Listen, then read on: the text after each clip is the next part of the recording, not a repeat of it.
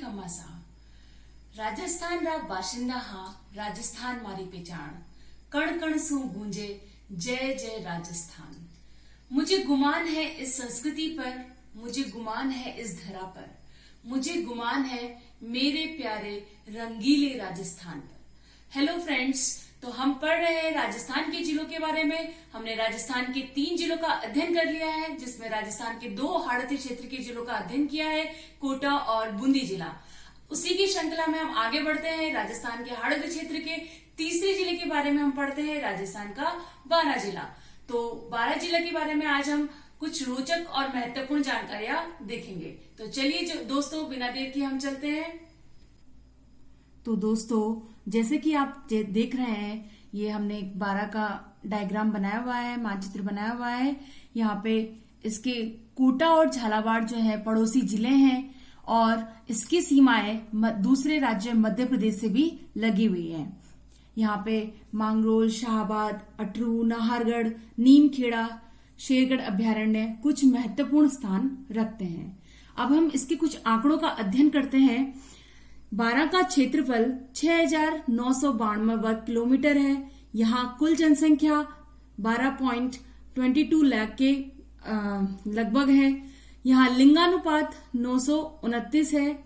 साक्षरता दर 66.66% है और जनसंख्या घनत्व 175 है। ये सभी आंकड़े 2020 सेंसस के अकॉर्डिंग है। तो अब हम करते हैं बारां जिले की कुछ विशिष्ट बातों का अध्ययन। यह जो बारां नगर है, बाणगंगा नदी के किनारे स्थित है। बाणगंगा नदी जो है वो पार्वती नदी की सहायक नदी है और ये बारां नगर उसी नदी के किनारे बसा हुआ है। सोलंकी राजपूतों के द्वारा 14वीं शताब्दी में यह स्थापित हुआ था। इस क्षेत्र में 12 गांव आते थे, इसीलिए यह बारां कहलाया। एक कथन यह है दोस्तों कि यहाँ पे 12 गांव आते थे इस क्षेत्र के अंतर्गत, इसीलिए ये क्षेत्र बारां कहलाया। एक हम और आगे बताएंगे कि ये बारां क्यों कहलाया। 2 तथ्य इसके बारे में आते हैं। 10 अप्रैल 1991 को बारां को जिले का दर्जा दिया गया। यहाँ सहरिया जनजाति की सर्वाधिक जनसंख्या पाई जाती है। राजस्थान में सर्वाधिक सुरक्षित वन भी बारां जिले में है। बारां का उपनाम वराह नगरी, वराह नगरी का अर्थ होता है विष्णु के वराह अवतार। तो बारां का उपनाम क्या है? वराह नगरी। प्राचीन काल में 12 तालाब थे जिन्हें पाट कर यह नगर बसाया गया था, इसीलिए इसे बारां कहते हैं। तो दोस्तों, 2 तथ्य हमारे सामने आए। इस क्षेत्र में 12 गांव आते थे, इसीलिए क्षेत्र बारां कहलाया।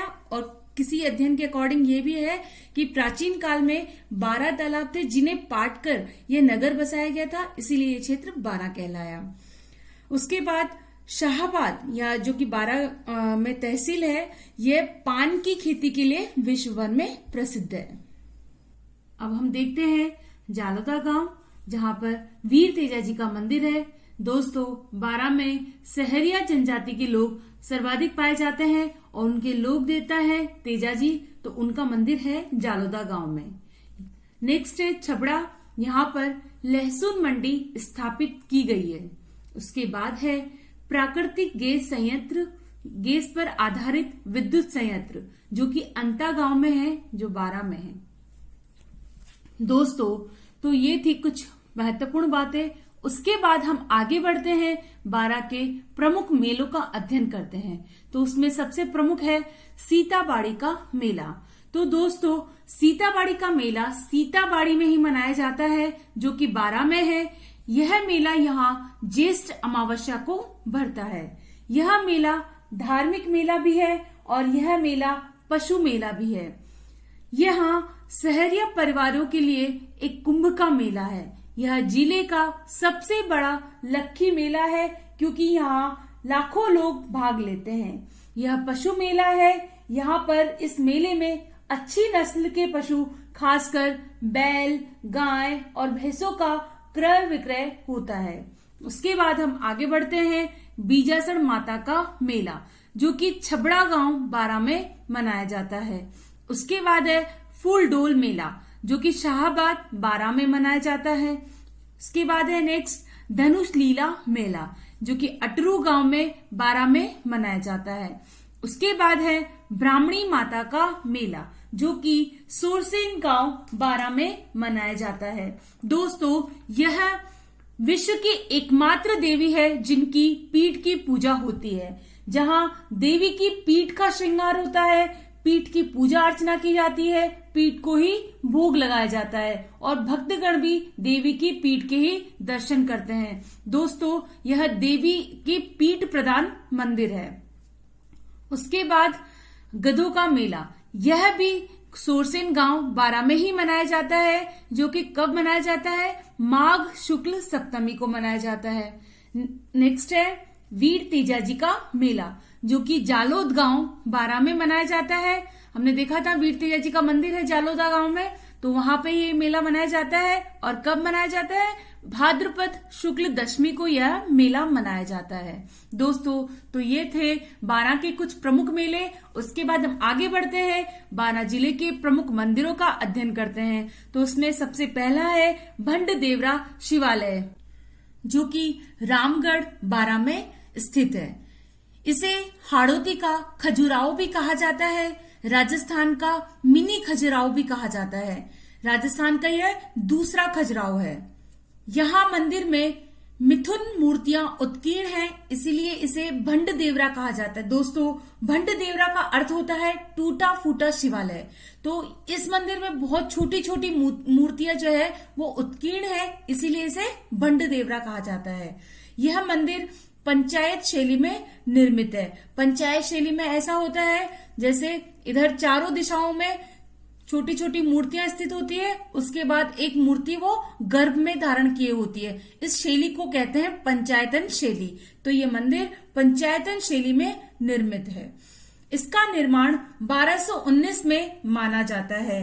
यहाँ धनुष लीला, जो कि रामलीला का ही अनुकृति होती है, रामलीला का ही रूप होती है, वो भी यहाँ पे होता है। भंडदेरा शिवालय रामगढ़ में है, जो कि बारा में है। उसके बाद हम आगे बढ़ते हैं।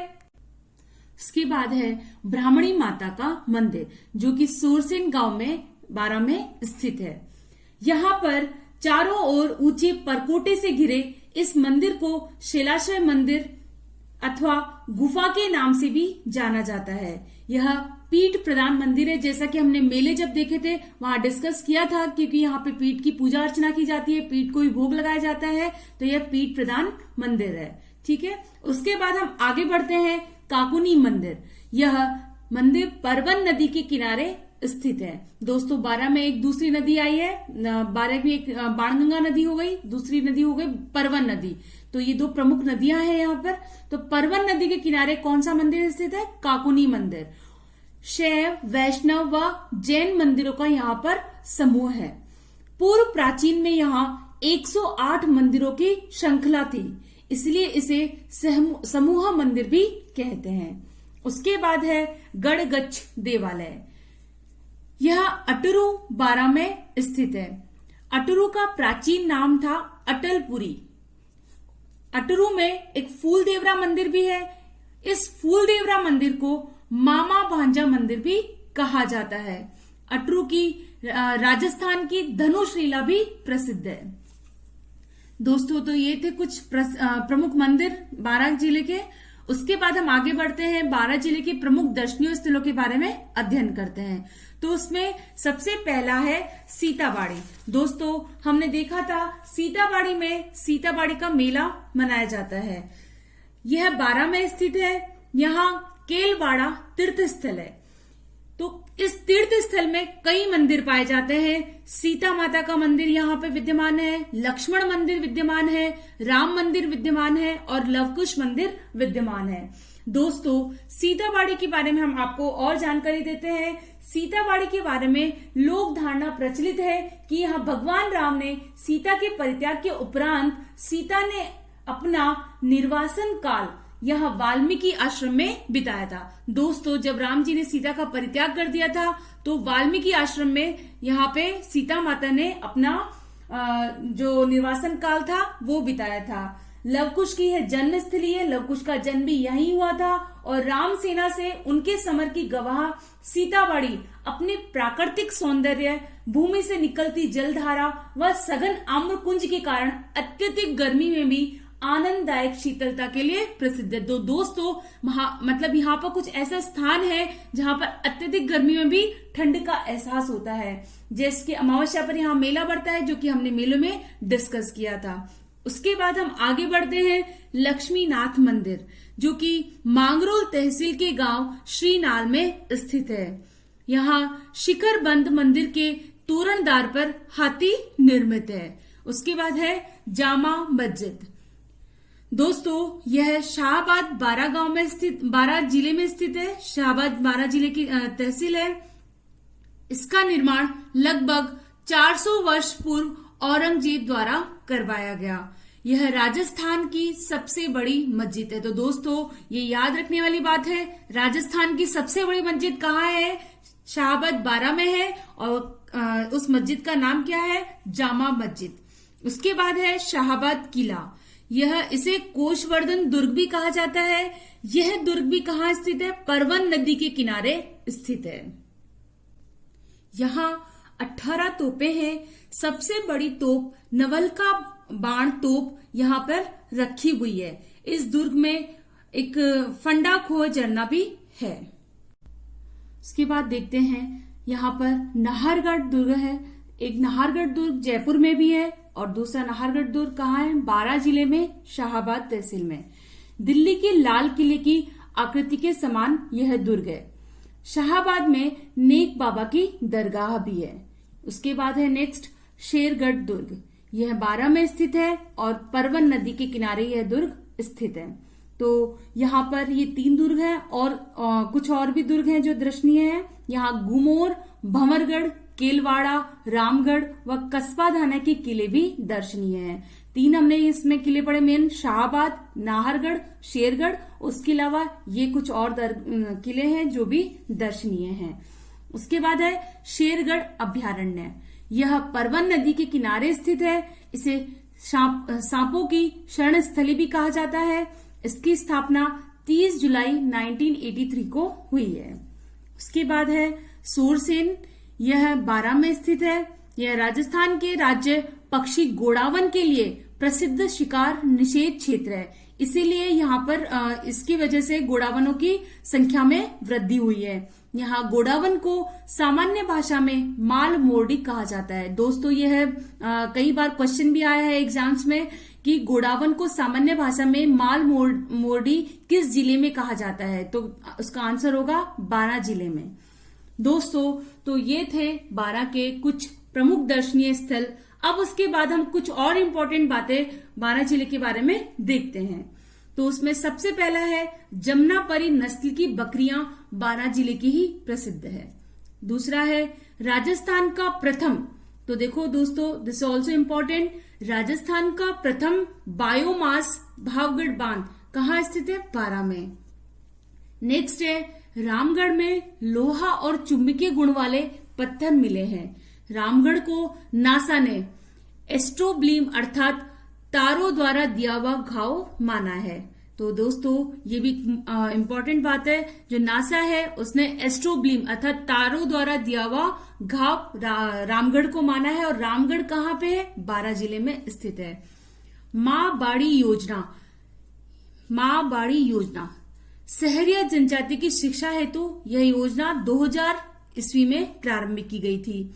छिपा बाड़ोद ये स्थान है बारा जिले में। यहाँ पर कृषकों को उपज का उचित मूल्य दिलवाने हेतु विशेष मंडियां, लकड़ी की वस्तुएं, हाथकरघा व कपड़े की बुनाई छपाई हेतु प्रसिद्ध है।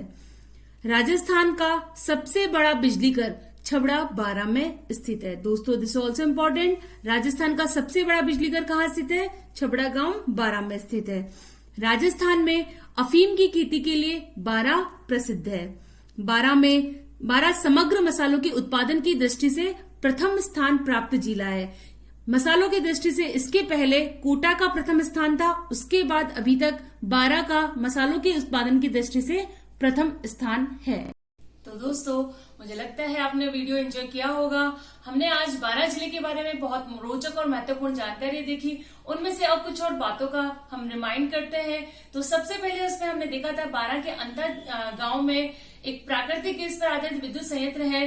दैट मीन्स जो प्राकृतिक गैस, नेचुरल गैस से चलने वाला विद्युत संयंत्र है, यह एनटीपीसी के विद्युत संयंत्रों में से एक है। और इसका जो पानी का मुख्य स्रोत है वो है चंबल नदी। उसके बाद हमने देखा था कि राजस्थान का प्रथम बायोमास भावगढ़ बांध जो है वो भी 12 में स्थित है। उसके बाद हमने देखा था राजस्थान का सबसे बड़ा बिजली घर भी छबड़ा 12 में स्थित है। और कई बार ऐसा क्वेश्चन भी पूछा गया है कि लोहा और चुंबकीय पत्थर कहाँ पाए जाते हैं, जो कि राजस्थान के 12 जिले में रामगढ़ गांव में स्थित है।